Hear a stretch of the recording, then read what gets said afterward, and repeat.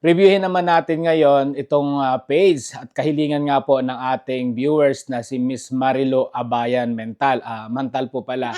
So kung opo sa inyo, tapusin nyo po yan. Make sure lang po na hindi po masusunog yung sinain nyo.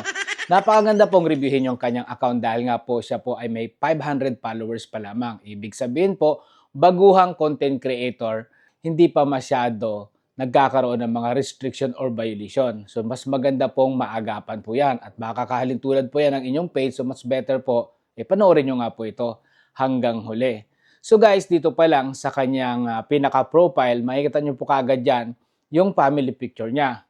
So ano nga po ba yung mali dyan? Guys, wala po tayo sa salas. Para nang nun, ibalandara natin yung ating family picture. Although na yan po ay nagpapatunay o nagpapakita ng ating pagiging proud. Pero dito po kay Facebook, hindi po magiging interesado yung ating mga viewers dahil napaka-importante po niya nang ilalagay nyo dyan kung ano po yung nilalaman ng inyong magiging content. Ibig sabihin po, sa pag-review ko po sa kanyang mga content ay puro about sa mga tinitinda. Pwede nyo pong ilagay dyan mga gulay, prutas at iba pa na mura lang pero mahal sa iba. Magkakaroon kaagad ng interest ang inyong mga viewers. Lalong-lalo na doon sa mga mahilig mamalingki sa umaga. At the same time, lagyan nyo rin po ng caption dyan sa ilalim. Nakatulad po sa akin regarding nga po sa Reels tutorial or travel vlog. Ganon po yan guys. At kapag nagawa nyo na po yan, proceed po tayo sa inyong content. Sa kanya pong content, naglalakad siya, naipag-usap siya sa mga tao.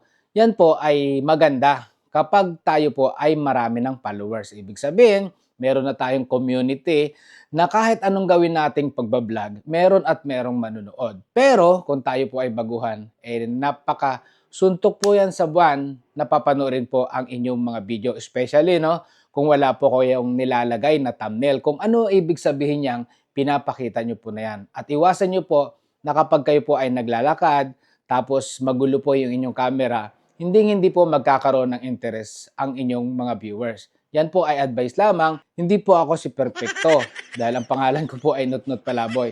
Yan po ay aking opinion lamang at talagang subok ko na po para po kayo ay mapansin ng ating mga viewers or non-followers nyo. At isang paalala na rin po sa ating mga baguhang content creator na mag-iingat po tayo sa pagpo-post ng ating mga video, especially kung yan po ay kinukuha nyo lamang po sa iba, tapos lalagyan nyo lang po ng mukha. Although yan po ang tinatawag na enhancement dito kay Facebook. Yes, pinapayagan po yan ni Facebook. Kung mapapansin nyo po, marami pong gumagawa niyan. Ang tanong, allowed ba yan doon sa tunay na may-ari? Napakasarap nga naman talaga ng unoriginal kapag bago pa.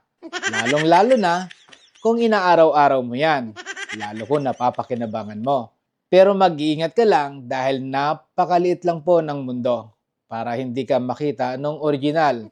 At for sure, kapag dumating yung panahong yan, magkakalitsi-litsi ang buhay mo.